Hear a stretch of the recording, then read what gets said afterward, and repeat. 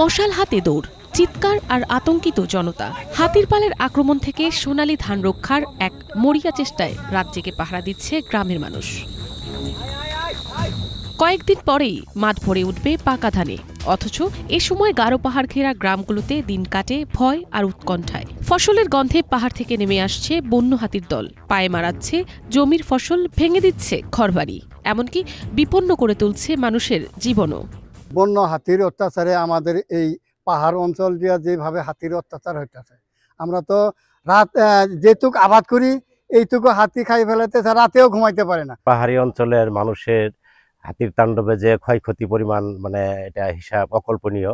আমাদের এই হাতির তাণ্ডবে ফসল সহ সমস্ত কিছু ধ্বংস করে ফেলছে। এটা সরকারিভাবে একটা উদ্যোগ না নিলে মানুষ এখানে টিকে থাকা খুবই কষ্টকর হয়ে দাঁড়াইছে। শেরপুরের সীমান্ত ঘেঁষা পাহাড়ি জনপদ নলিতাবাড়ি, ছিনাইগাতি আর শ্রীবরদী এই ৩ উপজেলা জুড়েই চলছে মানুষ আর হাতির সংঘাত। বছরের প্রায় সময় কোনো না কোনো গ্রামে হানা দেয় হাতি, তবে ধান কাটার মৌসুম এলেই সেই সংঘাত যেন আরো ভয়াবহ রূপ নেয়। তাই পাহাড়ের কোলে থাকা অন্তত 30টি গ্রামের মানুষ এ সময় জেগেই রাত কাটায়। রাত হলে হাতি আয় ভরে সন্ধ্যার দিক দিয়ে বেলা থাকতো, আয় ভরে আসরে রাখতে এই যে এটা মশাল দিয়ে যে তার দিয়ে পেশায় যে হাতি খেতে আমরা বর্গা বার্গি করে জমিন আবাদ করিয়া খাই, তার মধ্যে আরো হাতি আইসা ক্ষেত খুট গুলা নষ্ট করে ফেলায়।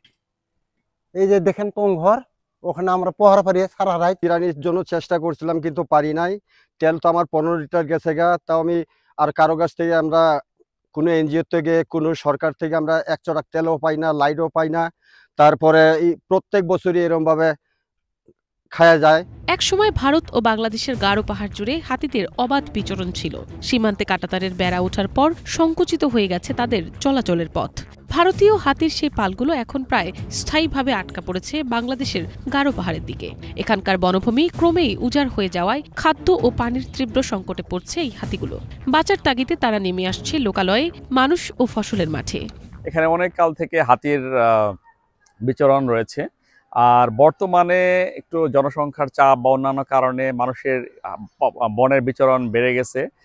বিচরণ বেড়ে যাওয়ার কারণে হাতি মানুষের সংঘাতটা দেখা দিচ্ছে আসলে। এই জন্য আমাদের বর্তমান যে সরকার হাতি মানুষ দ্বন্দ্ব নিরসনে পুরোপুরি কাজ করতেছেন এবং আমাদের বন বিভাগের পুরোপুরি ফোকাস রয়েছে হাতির বিষয়ে। আমরা চেষ্টা করতেছি হাতি মানুষের দ্বন্দ্ব যাতে আমরা একেবারে লাঘব করা সম্ভব না, এটা আমরা কমানোর ক্ষেত্রে চেষ্টা করতেছি। আর আমরা বন বিভাগের পক্ষ থেকে বিভিন্ন ধরনের প্রচারণা চালাচ্ছি। আমাদের হাতি সংরক্ষণের যে টিম আছে, ইআরটি এলিফ্যান্ট রেসপন্স টিম, তাদেরকে আমরা ট্রেন আপ করতেছি। অন্যদিকে এখানকার মানুষগুলো প্রান্তিক দরিদ্র, বনভূমিতেই তাদের চাষাবাদ, সেখানেই তারা বেঁচে থাকার সংগ্রাম করে। তাই জীবন ও জীবিকার টানাপোড়েনে মানুষ আর হাতির এই সংঘাত।